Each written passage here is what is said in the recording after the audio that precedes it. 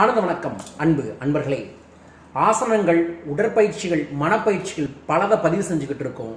யோகாசனத்தில் அடுத்த நாளில் இன்னைக்கு நம்ம பதிவு செய்வது கவலையை போக்க, நம்ம உடம்புல இருக்கக்கூடிய மன அழுத்தத்தை போக்க ஏதாவது ஆசனங்கள் இருந்தால் சொல்லுங்க குருஜி அப்படின்னு சென்னையிலிருந்து நண்பர் ஒருத்தர் கேட்டிருந்தார். அவருக்காக இந்த பதிவு. இது அவர்களுக்கு மட்டுமல்ல, சேரில் ரொம்ப நேரம் உட்கார்ந்து இந்த ஷோல்டர் பெயின் வரவங்களுக்கு, தலைவலி வருவங்களுக்கு, புடனை வலி வருவங்களுக்கு இந்த ஆசனத்தை செஞ்சோம்னா ரொம்ப ரொம்ப நல்லது. Very easy process. பட் நீங்கள் இதை செய்யலாம். டிவி பார்ப்போதும் கூட இந்த ஆசனத்தை நீங்கள் செய்யலாம். இது உங்களுக்கு ஒரு அற்புதமான புத்துணர்ச்சியை தரும். இப்போது உங்களுக்காக அந்த ஆசனத்தை நான் செய்ய இருக்கின்றேன். கவனிச்சுக்கோங்க. சிம்பிளாக நீங்கள் உட்கார்ந்துருக்கக்கூடிய பொசிஷன்லேயே இது ரெகுலர் ஆசனத்தில் செஞ்சோம் அப்படின்னா கேட் அண்ட் கேமல் ஆசனம் அப்படின்னு சொல்லுவாங்க. அதாவது ஒட்டகம் போலவும் பூனையை போலவும் அமர்வது. சட உடைக்கும். பூனையை பார்த்துருக்கீங்களா? பூனை படுத்துட்டு இருக்கிற இடத்துல எந்திரிச்சோம் என்ன பண்ணும்?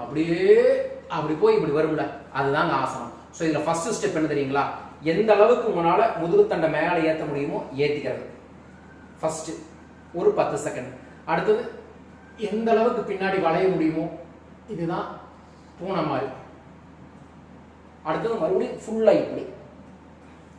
ஸ்டெப் நம்பர் 1 நல்லா நிமிர்ந்து, ஸ்டெப் நம்பர் 2 நல்லா பின்னாடி போய், ஸ்டெப் நம்பர் 3